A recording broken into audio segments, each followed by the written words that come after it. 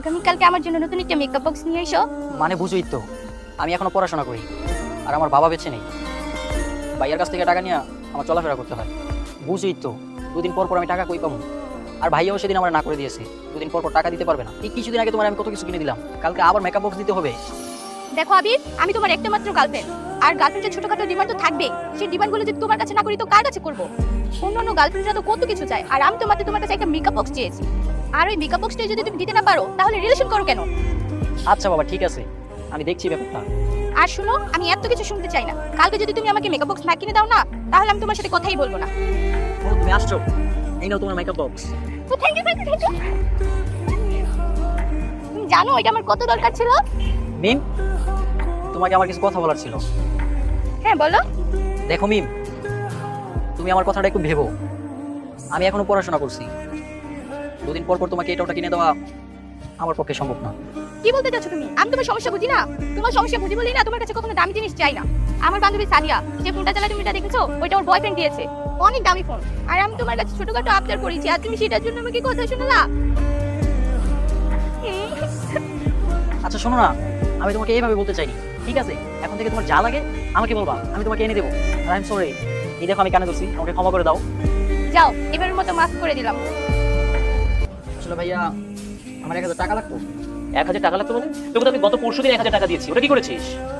ভাইয়া ওই টাকাটা কোচিংয়ে দিয়ে দিয়েছি। কোচিং এ দিয়েছিস না কোথায় দিয়েছিস সেটা আমি জানতে চাই না। লেখাপড়া করতে এত টাকা লাগে না। তোর এতটুকু বোঝা উচিত আমার বাবা বেঁচে নেই, বাড়িটা রেখে গেছেন তাই বলে কিন্তু আমরা বেঁচে আছি, তাহলে রাস্তায় গিয়ে দাঁড়াতে হতো। একটু বুঝে খরচ কর। দাঁড়িয়ে আছিস কেন? ভিতরে যা।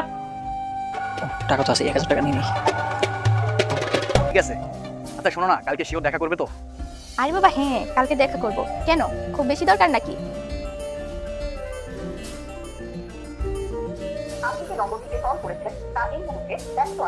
সেটা কালকে না হয় বলি। আচ্ছা ঠিক আছে, আজকে রাখি তাহলে, কালকে দেখা হবে। আচ্ছা ঠিক আছে। তুমি এতবার কল দিচ্ছ কেন? দেখতে পাচ্ছ না ব্যস্ত আছি। তোমাকে অনেক মিস করছিলাম, এর জন্য তো তোমাকে কল দেওয়া। আচ্ছা তুমি কার সাথে কথা বলতেছিলে? আচ্ছা তুমি এত সবসময় কৈফিয়ত চাও কেন বলো তো? আচ্ছা বাদ দাও, আমার ভুল হয়েছে। কালকে কোচিং শেষে দেখা করবা? না না, কালকে পারবো না, কালকে আমার একটু কাজ আছে। তোমার আবার কি কাজ? আবারও কৈফিয়ত চাচ্ছ? ধুর বাল। কি বলিস, সত্যি নাকি? হ্যাঁ, কেন তুই ওকে চিনিস নাকি? আরে না না, তেমন কিছু না। আচ্ছা আমি ভাবতেছি তুই প্রথম প্রথম প্রেম করতেছস, আর তুই ওর সাথে দেখা করবি, আমার নিয়ে যাবি না? মানে হ্যাঁ, বেশ কিছু ধরে ফেসবুকে ওর সাথে আমার কথা হচ্ছে। আমি ওকে খুব পছন্দ করি, আর ওর কথাবার্তা শুনে বুঝলাম ও আমাকে অনেক পছন্দ করে। তাই নাকি বন্ধু? হ্যাঁ রে বন্ধু, কিছুক্ষণ পর ওর সাথে আমি দেখা করবো, আর ভাবছি দেখা করলে প্রপোজ করে দিই। বন্ধু, তুই যে তোর গার্লফ্রেন্ড তোর জন্য অপেক্ষা করতেছি, তুই তাহলে যা, আমি এখানে দাঁড়াই। আমার গার্লফ্রেন্ড অপেক্ষা করতে তুই কিভাবে জানিস? একটা মেয়ে অপেক্ষা করতেছে, তার মানে ওইটা তোর গার্লফ্রেন্ড। ফাজি, আচ্ছা ঠিক আছে থাক। যা। অবশ্যই তোমার সাথে দেখা হয়ে গেল। হ্যাঁ, আর তুমি কি জানি বলবে বলছিলে আমাকে? আসলে একটা কথা অনেকদিন বলবো বলে চেষ্টা করতেছি, তুমি সাহসী বলে ওঠে না, তাই বলতে পারছি না। আমার কাছে আবার সাহসের কি আছে বলো? আসলে মিম, আমি তোমাকে ভীষণ ভালোবাসি। আমিও তোমাকে অনেক ভালোবাসি। সত্যি? বাহ, তাই নাকি? তুমি এখানে? কেন, আমি আসাতে মনে হয় তোমাদের খুব সমস্যা হয়ে গেল? কি রে, তোরা একে অপরকে চিনিস নাকি?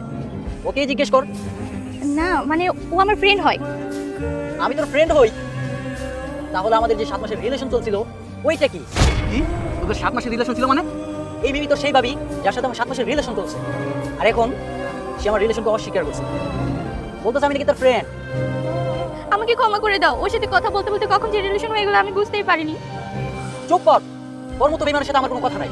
যার সাথে রিলেশন করতে আসছিস না তার সাথে রিলেশন কর, কিন্তু আজকের পর থেকে তোর সাথে আমার কোনো সম্পর্ক নাই। মানুষ মাত্রই তো ভুল হয়, আমার ভুল হয়ে গেছে, আমি এমনটা আর কখনো করবো না। তুমি আমাকে ক্ষমা করে দাও প্লিজ।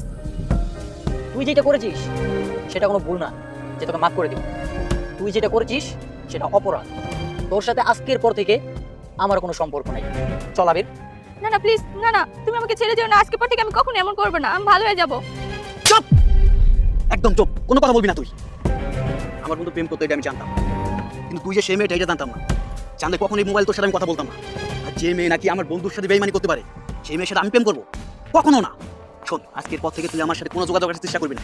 তোর এই মুখটা আমাকে দেখাবি না, কারণ আমার কাছে তোর চাইতে আমার বন্ধুই বড়। বুঝতে পারছিস? আমাকে মাফ করে দাও, সত্যি আমি ভালো হয়ে যাবো। তোর সাথে আজকের পর থেকে আমার কোনো সম্পর্ক নাই। চল রানা।